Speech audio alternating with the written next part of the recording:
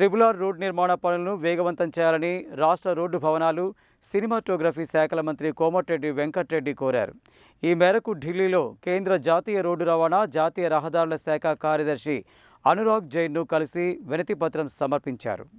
జాతీయ రోడ్డు రవాణా, జాతీయ రహదారుల శాఖ కార్యదర్శి అనురాగ్ జైన్తో సోమవారం ఢిల్లీలో రోడ్లు, భవనాలు, సినిమాటోగ్రఫీ శాఖ మంత్రి కోమటిరెడ్డి వెంకటరెడ్డి సమావేశమై వినతిపత్రం సమర్పించారు.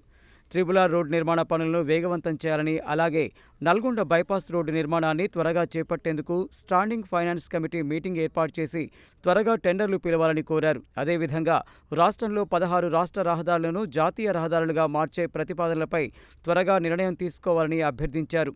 సుదీర్ఘంగా సాగిన సమావేశంలో రహదారుల నిర్మాణాలపై సెక్రటరీతో కూలంకషంగా మంత్రి చర్చించారు.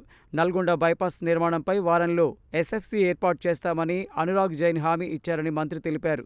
మంత్రితో పాటు ఈ సమావేశంలో ఆర్&బి స్పెషల్ సెక్రటరీ దాసరి హరిచందన, ఇతర అధికారులు పాల్గొన్నారు.